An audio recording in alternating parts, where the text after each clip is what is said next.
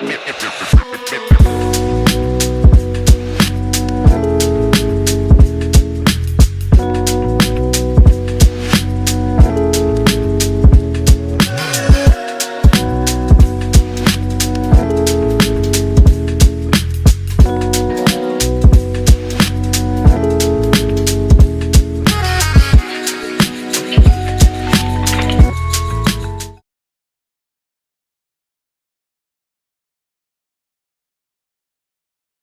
Union have picked up 3 points. The tie streak has come to an end, and it's time to talk about it. Welcome in. I'm Renee Washington, joined by our newest addition to the show, JP Zapata. JP, you've been posting about it on social. Officially give people your welcome and tell them a little bit more about you. I'm so excited to finally be here. It's a long time coming, so I'm happy to be part of PHL Sports. Everyone's been amazing. Excited to talk about a team that I absolutely love. Thanks for everyone showing love too, and I'm excited to get started. We're obviously Phillies. Everyone's talking Phillies, but we still got our soccer teams getting ready for the playoffs, so perfect timing. I'm ready to get going. It is time. It is time. And yesterday was a huge chance for the Union. Obviously, they were able to walk away with 3 points, but also able to a lot of positives that we'll get into. Hold on to a lead. 3 goals you score, a lot that you take away from the result Wednesday night.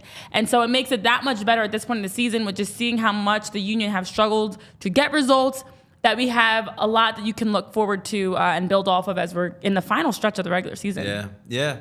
And I mean, obviously it was tough last night because everyone's worried about what's going on in South Philly, which is very understandable, but it was a solid crowd, I would say.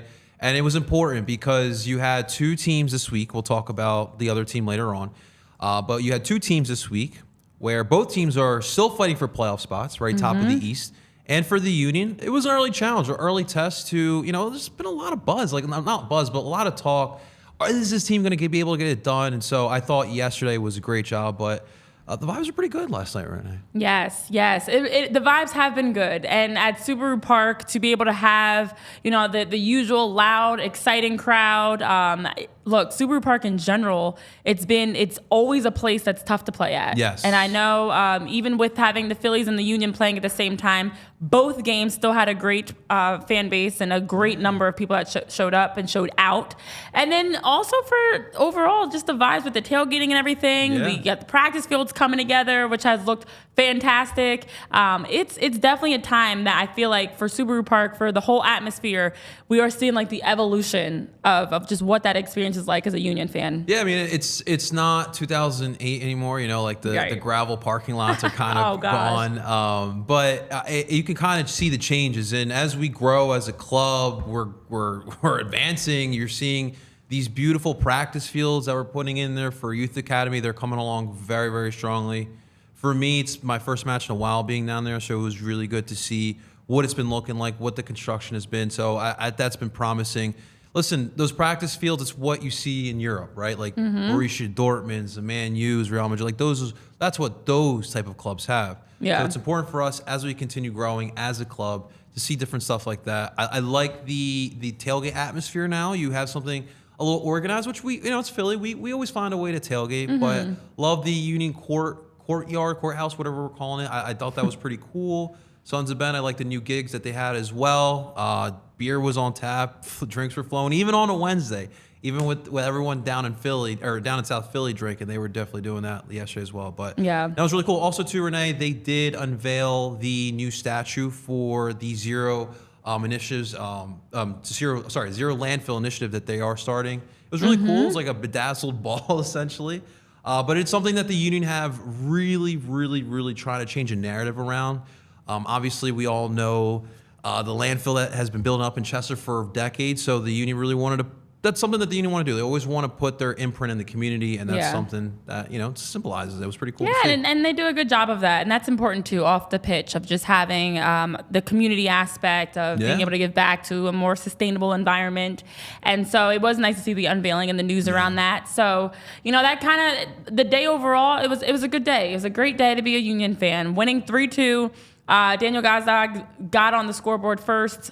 with a goal. We saw Mikel Ure and Julian Carranza also score with the Union up 3-0 at the break. And then the Atlanta United trying to come back. The penalty kick that Thiago Mata finished, and then Edwin Mosquera gets the goal late that really made things interesting. Yeah. So there were a lot of positives in that game when you look at the final score. Yeah. And here we are. We've got the final score. We've got the final stats. The Union outshot Atlanta 19-12.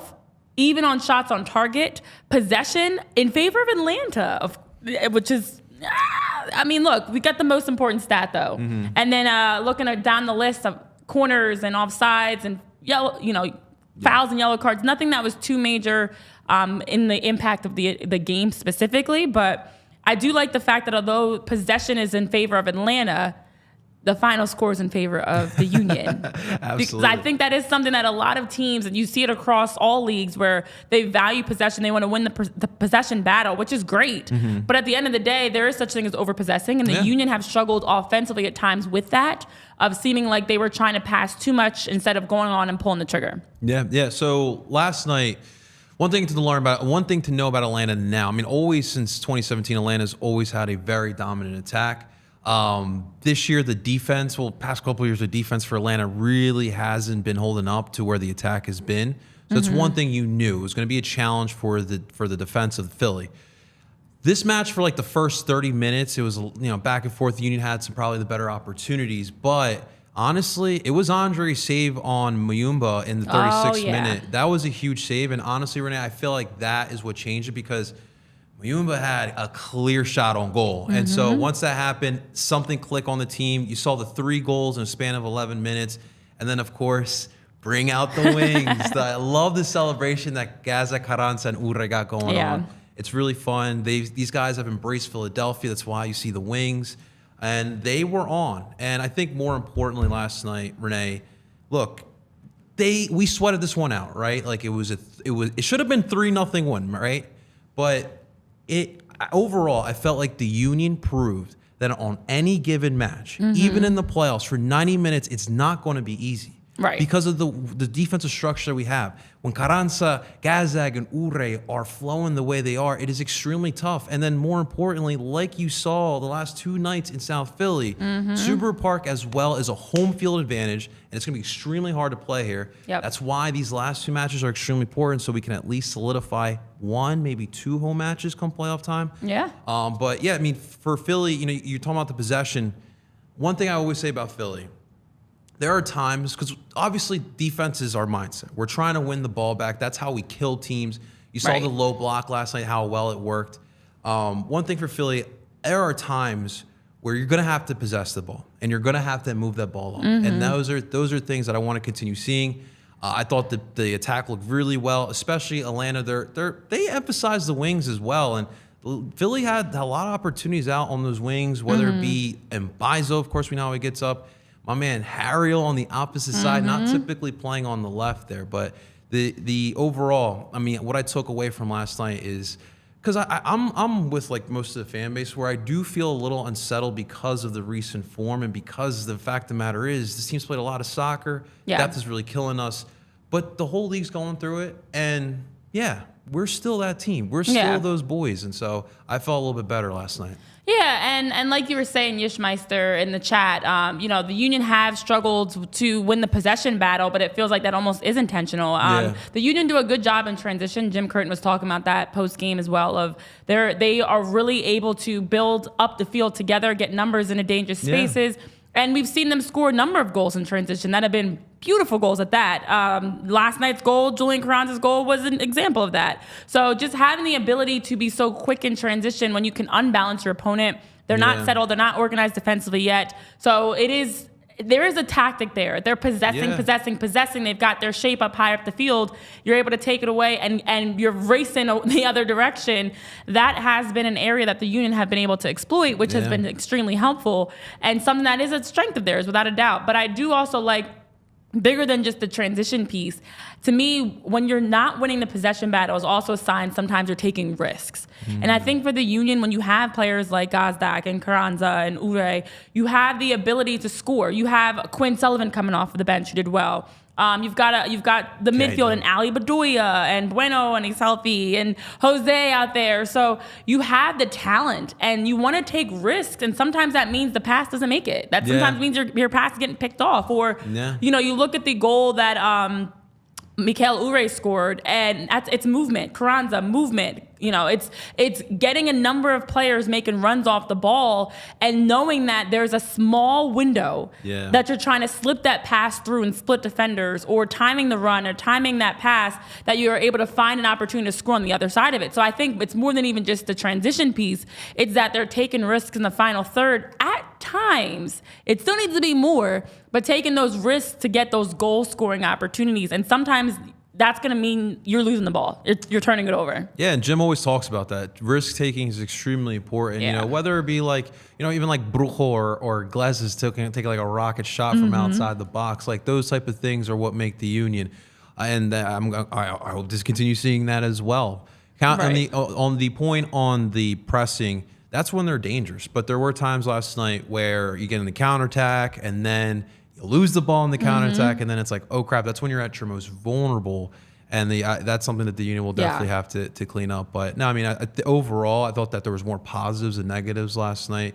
You talk about Quinn Sullivan. I mean, he didn't get the goal, but it was a great dazzling play in open field. Like he's got this skill, and that's like what you totally see. Like finding the position has been the difficulty with Quinn, especially in this system. But confidence was brewing, especially with our number 10, Renee. Our number 10 last night, he was ready to ball out last night.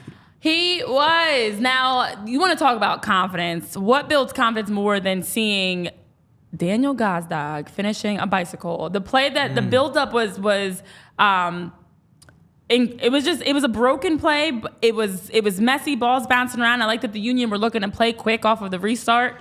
And as that ball goes off of Ali Bedoya, I put that on Atlanta. Like if that situation, you're an Atlanta player, you don't allow Jack McGlynn to grab that ball. Right. And that's it's the heads up aspect of being aware of the game within the game. And Jack gets it started. Ali Bedoya gets a shot.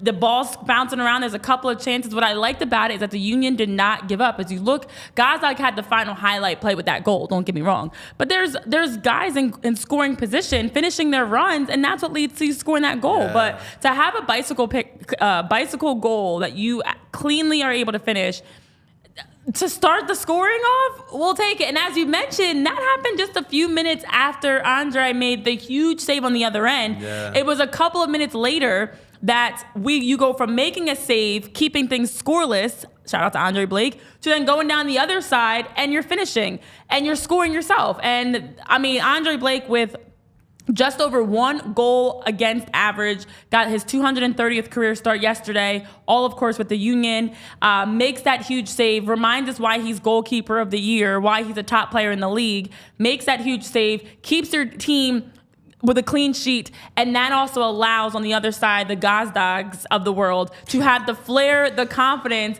and the awareness to say, yep, I'm going to finish this. I'm going to chest it. I'm going to finish it with a bicycle. And my back is to goal, no problem, because I'm biking this thing anyways. And for my diehard Union fans, you guys will remember Guzan's reaction, because that's the same exact reaction in Brendan Aronson's first MLS goal. His body, or his spirit just left his body. Gazdag really couldn't do anything. But that was, honestly, I mean, we've seen a lot of good Gazdag goals, but I'm probably going to say that was the best one in a Union uniform. That was perfect. He handled it with such ease.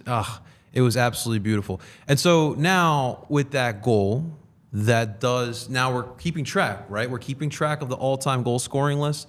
That goal put Daniel Gazdag 8 goals behind our boy Seba, which shouts out to Letu. Letu was out there last night, man. I love seeing Seba out there. But yeah, so we're counting down here, and hopefully Gazdag can get this. I mean, it's gonna be tough to get 8 goals, and we got like potentially 5 matches left in the season. Knock on wood.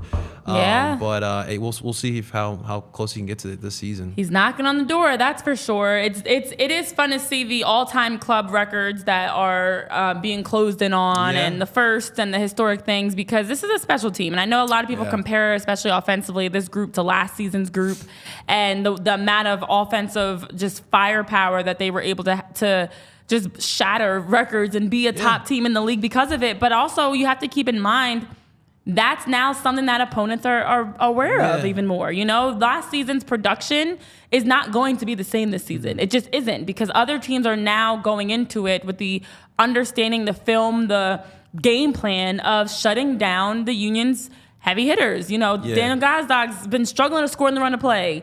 I know Ure, that was his first goal in weeks. He's been in a scoring drought. Really, you know, it's hard to. That's why they always talk about, like, it's hard to get to the top, and it's even hard to stay there. Like, it's hard to be the team that has a target on your back. And after, even though they dropped the MLS Cup, you still got there. There's still teams that are looking at you ready to knock you off. And so every game makes it that much more of a battle that you're not going to have the same time and space, especially in the attacking third. Yeah, and then one more point on Gazdag is, like, there's been a notion throughout the league. People like to come at Gazdag because a lot of his goals have come off PKs. Which, they have. Listen, it's not easy. I was going to say, you can never discredit somebody scoring on a penalty kick. I used to take PKs for my team. There you go. All my teams. Still does. I will say any PK, whether it's in the game or in a penalty kick shootout, is incredibly hard. The odds are actually not in favor for the goalie. The goalie is expected to get scored on. Yeah. It's the pressure is not on them, therefore. The pressure is all on the shooter, because you have all these different, first of all, you can miss the goal altogether. Yeah. You have one shot, literally, to put the ball in the back of the net, and you have to make sure the timing of your strike, and the pacing that you're putting on it, the placement is out of the reach of the keeper. It's a lot of pressure. So to make one penalty kick is hard enough, let alone you've taken almost a dozen PKs. And no, like last night, like, he obviously scores that bicycle. He wanted to score another. Like, you could tell, like, there's those Daniel Gazdag matches where Gazdag's just fishing to get more than a hat trick. I mean, he was trying to chip Kuzan. I mean, he was trying to do the little floater. Like, it was a beautiful, beautiful performance. He should have had more. He finishes with a goal, an assist, 5 shots, 2 of them on target. I mean, that's Daniel Gazdag. Yeah, you like to see how he's been playing in a game like that. For those of you guys tuning in, make sure, again, you like, subscribe, comment, jump in the conversation with us. You can absolutely join in the chat. I know Yish Meister gave us some thoughts. Jump in the chat. Let us know what you're thinking about, your reactions as we're recapping last night's victory. But for Daniel Gazdag specifically, and even Julian Carranza, who returns back after missing a couple of games. He missed 2.5 games since he did go out at halftime against LAFC. Works back from concussion protocol. He's back in looking great. Jacob Glesnes is back out there looking great. Always good to have your defensive player of the year on the field, to say the least. Oh, yeah. But it's this time of year when it's the make or break. It's like survival of the fittest. And yes, there's a lot of games, and we will talk about that more today. We'll talk about that more in our future shows, because it's a conversation we have to continue talking about. But with how many minutes these guys are logging, it becomes a mental game that much more. And you saw in Wednesday's game, it looked like there was a switch. Yeah. Especially offensively, where it's a team they're fed up. They've tied enough. They don't want any more ties. They want to get a result. You could see the willingness to literally put the team on your back at times and try to score. And with that goal, the assist to Carranza, it was just beautiful soccer. But it was more than just that. It was the work ethic. It was the commitment and grit to finishing out plays and not settling. I mean, Gazdag's goal is a good example. Not settling for a nice shot by Bedoya or a nice chance by, Jack and Ure, who were involved in the play. It was, no, we're not stopping until this ball's in the back of the net. Yeah, and I want to see them play with kind of like that chip on their shoulder. Like they have been a little bit disrespected, and you should feel like that.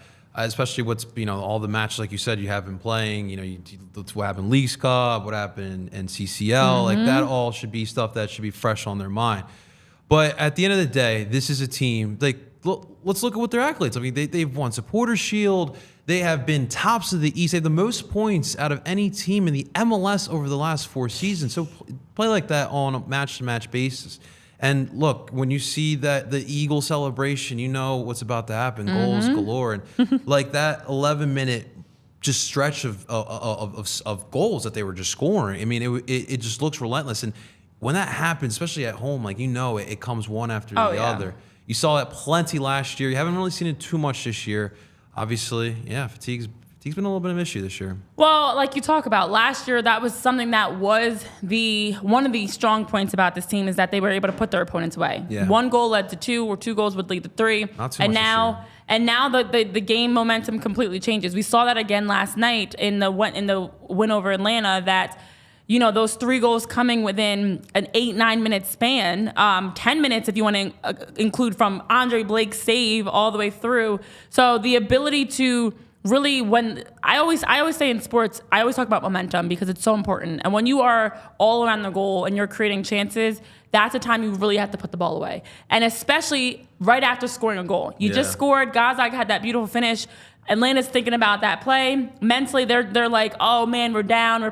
Mentally, once you give up a goal, it takes a lot out of you. Giving up a second goal, deflating. Giving up that third goal, you really have put them at bay. So it is so important that you can continue to just put the pressure on. You're not taking your foot off the gas. You're not settling, we got 1 goal. Because as we know in this league, 1 goal, 2 goal leads mean nothing. So I do like the fact that the Union got that 3rd goal, because obviously that was the difference. I'm not thrilled by the fact they gave up 2 goals. I know Jim Curtin was talking about the handball post game. It's been a conversation.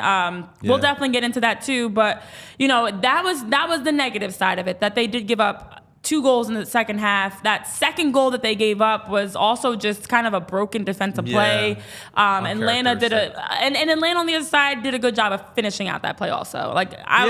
And I will give some credit, and I want to give some credit to Atlanta. Like, they do have a really good attack. I mean, that front line of Yakimukas, Silva, Almada. Of course, everyone knows Almada for winning the World Cup with Argentina. And I'm not even going to attempt to say Saba's last name. I'm not even going to go there. But those 4 guys are extremely dangerous. And I saw a lot of Saba and Silva switching up sides. You saw Saba on the right, you saw Silva on the left, and it felt like that was just kind of trying to throw off the attack. And Atlanta loves to attack from those widths, like I mentioned. Even with especially those outlets, with Saba and Lennon working on one side, and with Wiley and Silva working on the other side. And you saw definitely a lot of that. I love seeing that discipline. But when Atlanta is pushing the way they were, Philly, the PK really shifted momentum back to Atlanta's side. It did. And then in that moment now, Philly's just got to try to close it out. And, give a lot of kudos to Matt Real and Lowe, who had to come in late in that match. It's tough as a defender coming in, knowing what just happened. And then you have to close that out. So I thought that was a really good job by those guys, too, overall.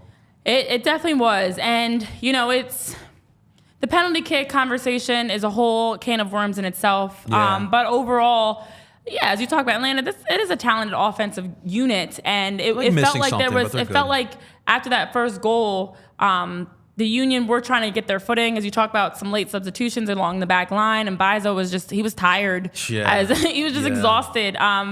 We talked about Nate. Nate did a good job. Shout out to Nate, who's on our show a couple weeks ago, and then turned around and got a great head ball goal in that game afterwards. But Nate specifically did a great job stepping in for Kai Wagner at outside back. As we talked about with injuries, Bueno goes down. Here comes Jose.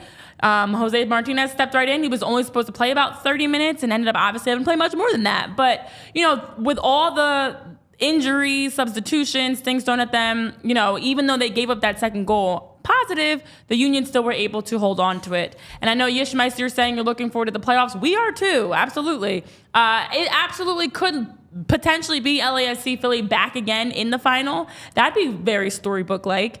Cincinnati did just clinch the supporter shield. You're saying St. Louis and Orlando will have too much pressure to prove they're not flukes. That is a big challenge too. When you have such a breakout season or just an overall really good season, it's tough to maintain that once you get to the postseason. It's hard to be able to run the table at the regular season and continue that with just having so much pressure. That target on your back grows even bigger once you get to the postseason. Yeah, you gotta get hot at the right time. That's really all it is right there. The East is definitely going to be tougher. The West, I'm not too concerned about, to be honest with you. Yeah. You look at the top. St. Louis, great season, but what are they going to look like away from home? So I really, it's going to be interesting to see. But with our team though, I want to give a lot of love to Harriel because. Not a lot of people notice this, but Harriel is essentially the backup left back. Yeah. Because of the work he does, he puts in there. And it's not the position he's most comfortable with. And then taking on the defensive responsibility on that side, taking on Saba and Lennon, that was difficult. And like we talked about, Atlanta throwing different things. He's young, but like defensively, he thinks like a veteran player, and that's the crazy part about it. And Brujo, so you mentioned Bueno, right? So Bueno goes down, and Brujo has to come into that match at that point. And Brujo didn't look like he had a groin injury. He looked completely fine.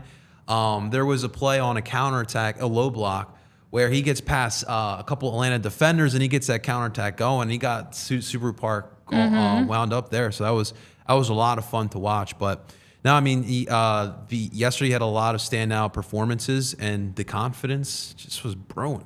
Oh yeah. And if you want your confidence to brew even more, you can also be able to rock some great gear with FOCO. FOCO is the place where you can go to be able to purchase any sorts of bobbleheads, jump overalls, t-shirts, friendship bracelets, whatever apparel merchandise you're looking to buy. FOCO is the place to do it. FOCO always has our backs here in Philly sports, and they have yours too. Get the best gear around by using the link that's on your screen. If you're listening back to this on podcast platforms, it is PHLY, and with that code, you can get a nice 10% off of your purchase. Now, this is only for non-pre-sale items. Let's just have that disclaimer out there, but FOCO is the leading manufacturer to be able to purchase any merchandise that you're looking for sports and apparel gear, because you want to look fly, and you want to look fly like Jim Curtin. And Jim Curtin looked fly Wednesday night. Definitely brought the fit. If you guys haven't had a chance to look at it, look at Jim Curtin rocking talk about working the sidelines.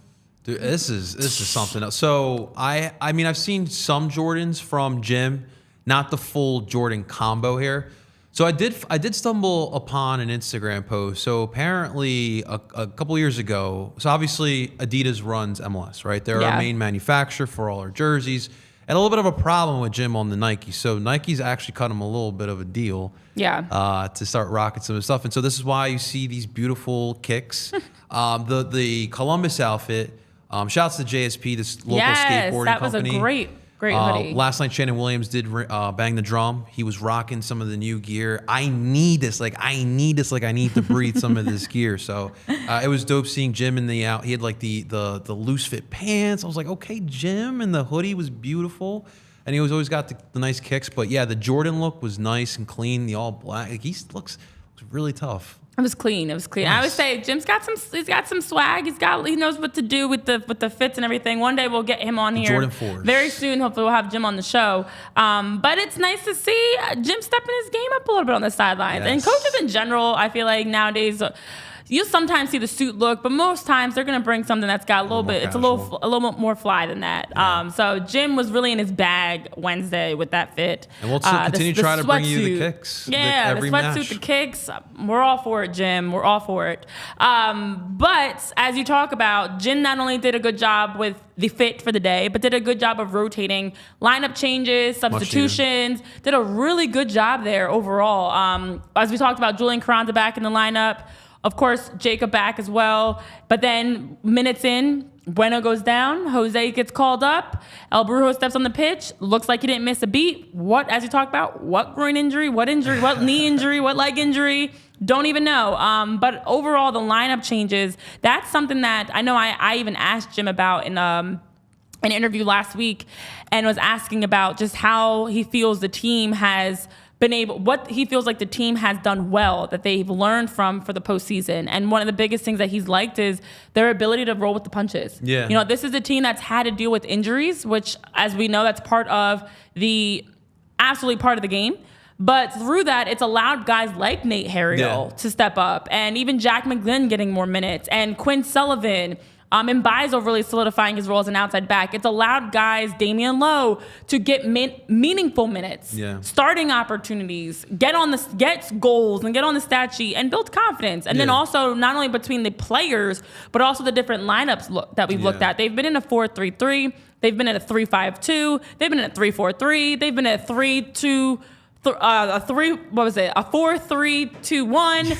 It's been a whole bunch of things. So there's been a lot of different looks for the Union in terms of their actual formation, but also in terms of the players and the personnel on the pitch. And that's been something that we've seen pay off, and it looks like it is paying off. Kyle, look at Jim.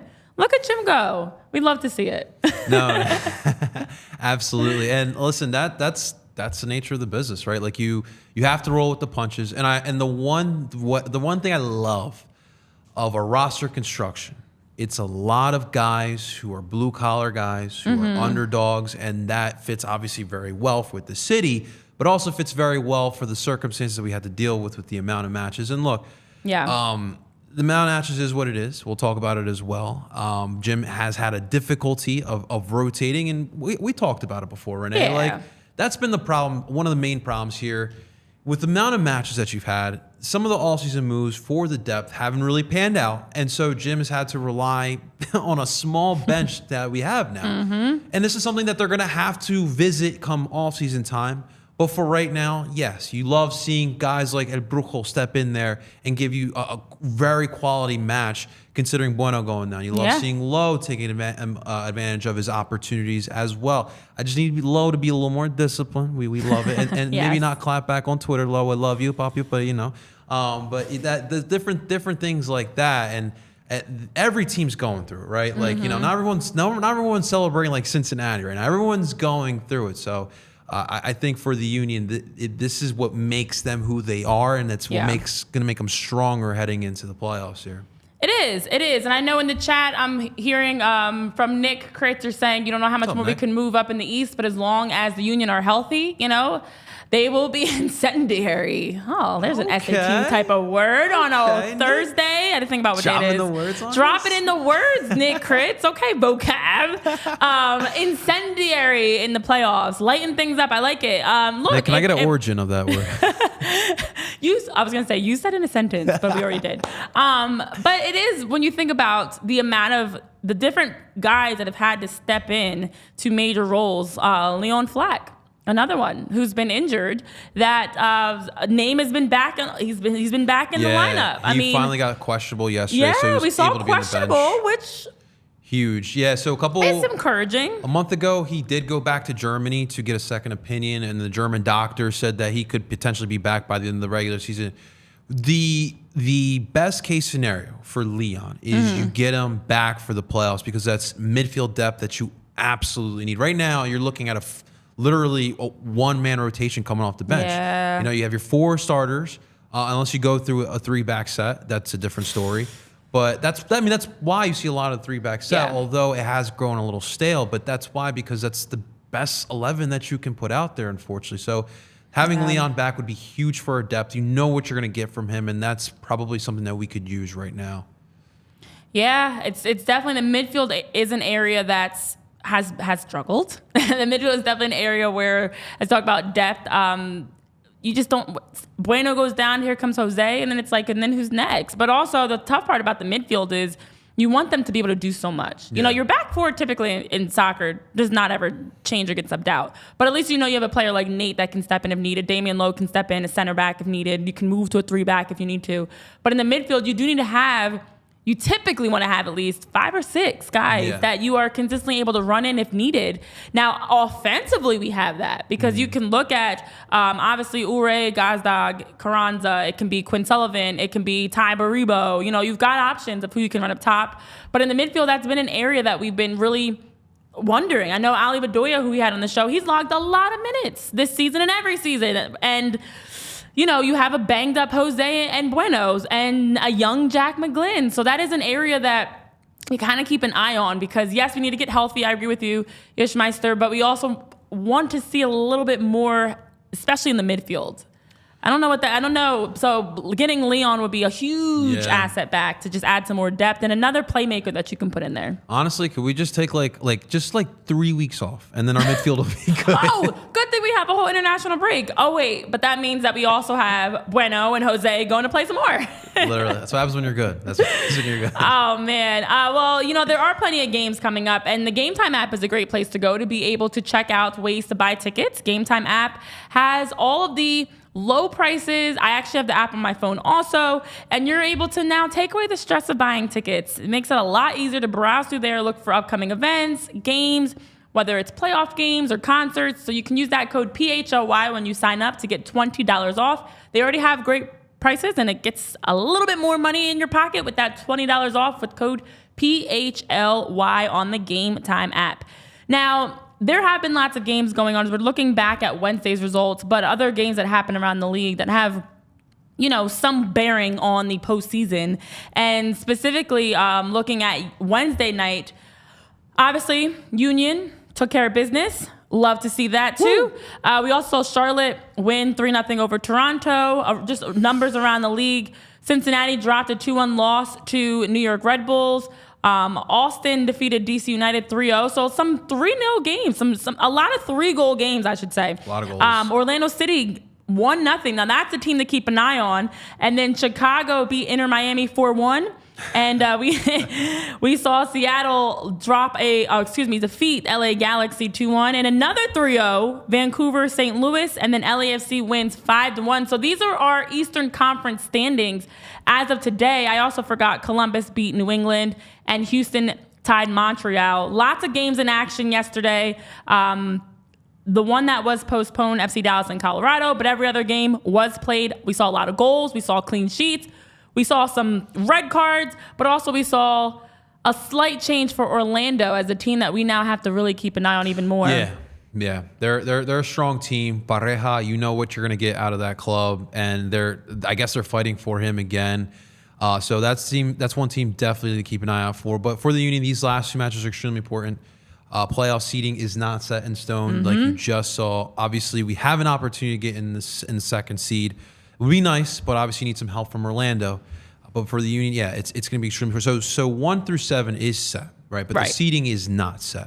Luckily you took care of Atlanta. That was huge because that was a team that was creeping up. So yes, they really, if you're looking at those standings, you're looking at Orlando and realistically Columbus. Those are the two teams. Those are the 3 teams that could be shuffling, including us as well. Well, as you mentioned, looking at the standings, and we can flash it on your screen again really quickly to show you the standings, Tyler, when you have a chance.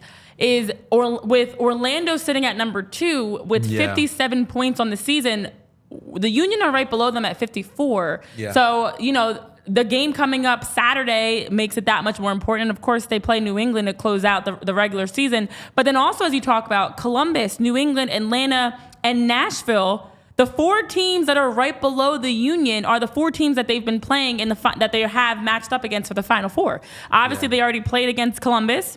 And Atlanta was yesterday, and then they play against Nashville this upcoming Saturday, and New England for the final regular season game. So not only is it important to close the gap, but when you look at our upcoming games, those 2 games are teams that are on your heels. Columbus right now, Nashville right now, who you face on Saturday, sits at 45 points on the season, and New England is sitting at 52. Yeah. So mathematically, huge games, not only to try to climb up to number 2, but to make sure nobody jumps ahead of us. I mean, again, ends. New England sitting with 52 and the Union with 54 makes that game a game that could be potentially the game that's locks in where your seating is. So although Cincinnati has taking care of business and winning the Supporter Shield, hoorah. They're out of reach.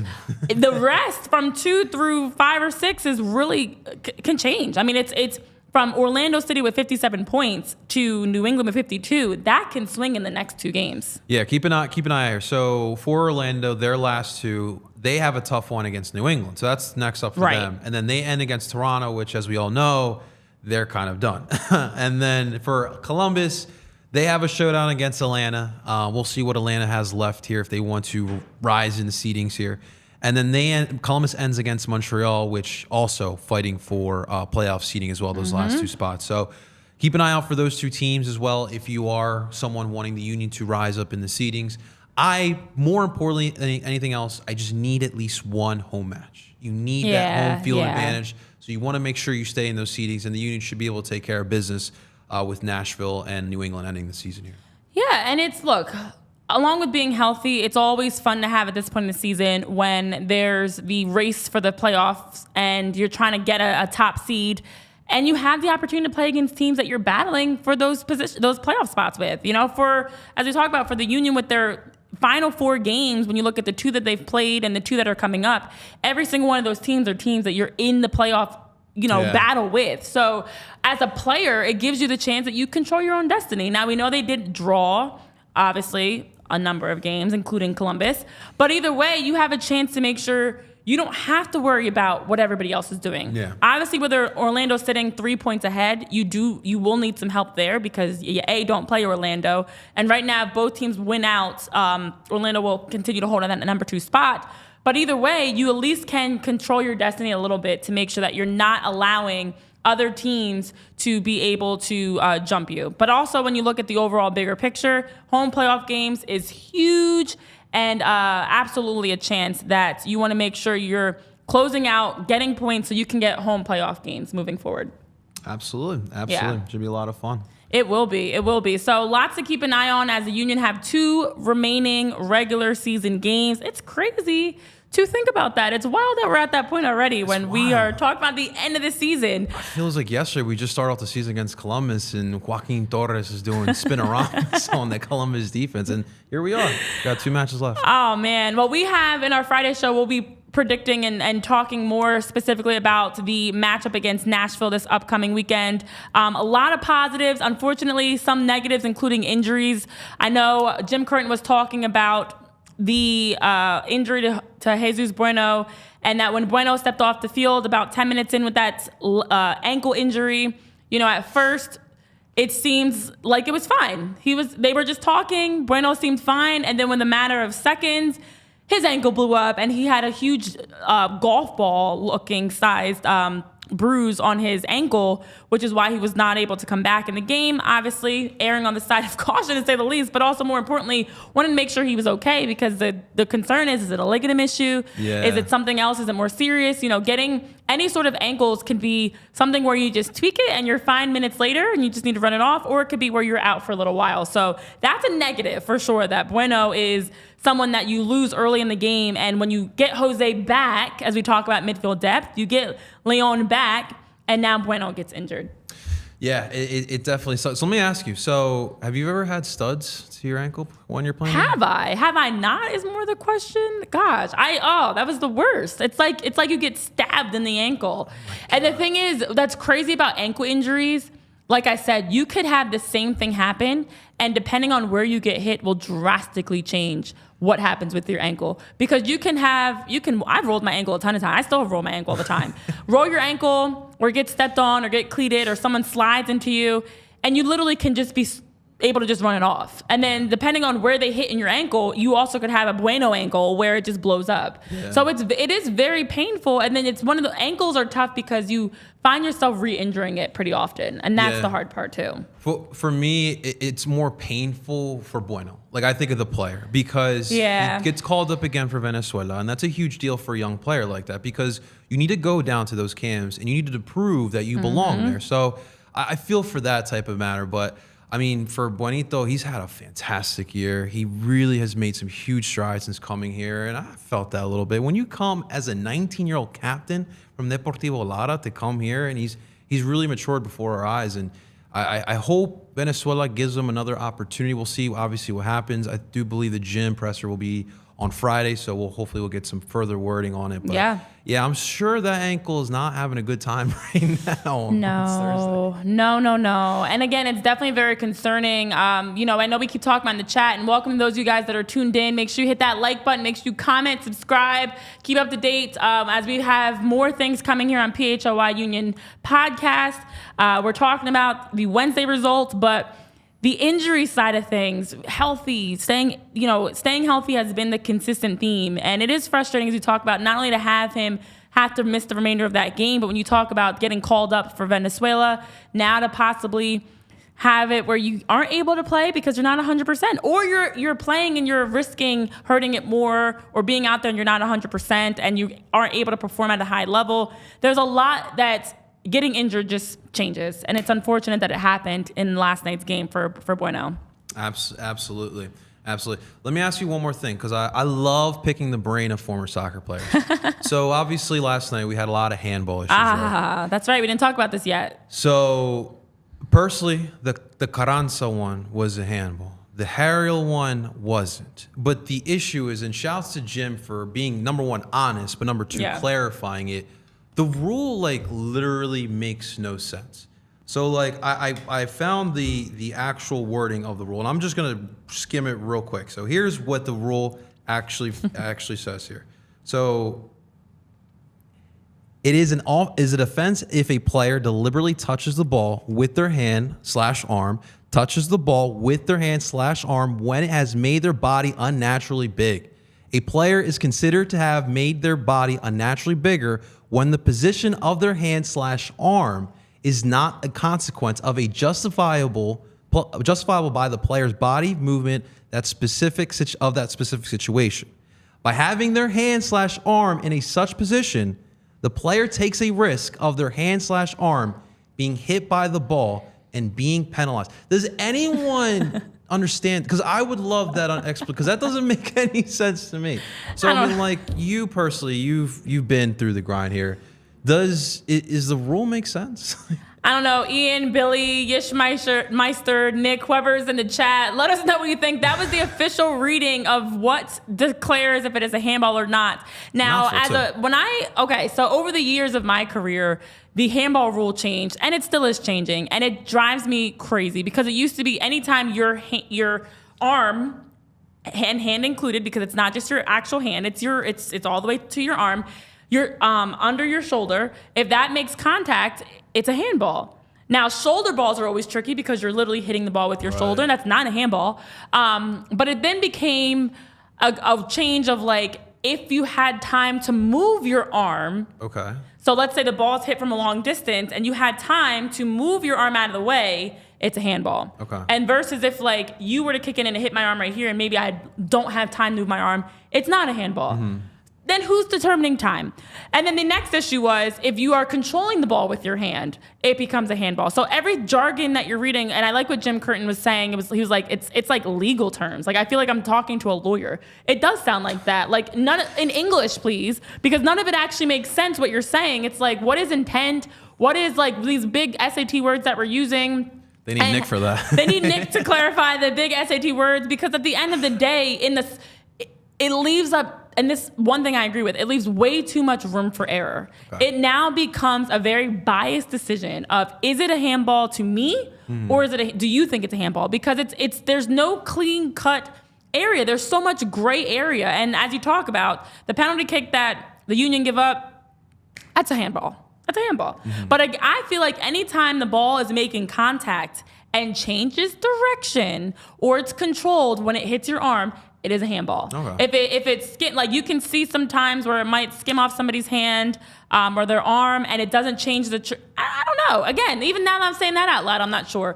But it's just crazy to me that after all these years, we still don't have a clean-cut ruling of a handball, because there was a time when you were, especially as a younger kid, if you're in the wall and it hits you and you're like, you're protecting yourself, handball. Now you see guys, of course, and players go with their arms behind their back so they're not getting hit. There just has to be hardest with that. Oh my gosh. And as a tall player, I was always on the wall, but always on the wall. But in my opinion, anytime it makes contact, it should be a handball. Okay. Because even if it keeps moving forward, like science, or whatever you want to call it, if the ball hits my arm, even if it keeps moving, it possibly slows down. It could deflect. It changes things, especially in the box. So they need to come up with a better rule. This whole, like, legal jargon is not it. We need a clean cut. Anytime the ball hits in this is the rule. So now officials don't have to rely on VAR. They can know that is a handball. That was not a handball. Anyone who's been a fan for a long time, like, the one thing you're going to blame out there is the referee. Yeah. I have a philosophy. I personally, in every situation, I like to see things from the other end. And, like, it's hard to be an official. It is hard. And that's why I don't do it. I'm done. You won't hear from me anymore. All right, you won't hear from me because it really is not easy. It's easy when you're in the stands and your team's playing, and especially in Atlanta, we know Atlanta likes to blame the refs a lot. I'm just looking at you, Atlanta. But no, seriously, it's tough, and I don't blame him, and I appreciate Jim. Like, Jim always gives it to you 100% honesty. Oh yeah, and that's why you love him, and it's something that we need to look at for sure. It is, and I agree with what Jim is saying, that the discussion around what is or what is not a handball, it's about time that we come up with a clean, concise rule. Yeah. I mean, they've changed so many other things in the game that I don't understand why we can't make changes around that. We've changed when the referee gets hit with the ball. We've changed how substitutions can or cannot happen. Like, there's so many things that have been changed, yet we still don't know what's a handball. And it literally used to be anytime the ball makes contact, it is a handball. But then it was also now, like, if it hits my hand, but I don't touch it next and you touch it next, and now who's doing all that? And it just leaves so much room for error because we're human. This is not robots or something.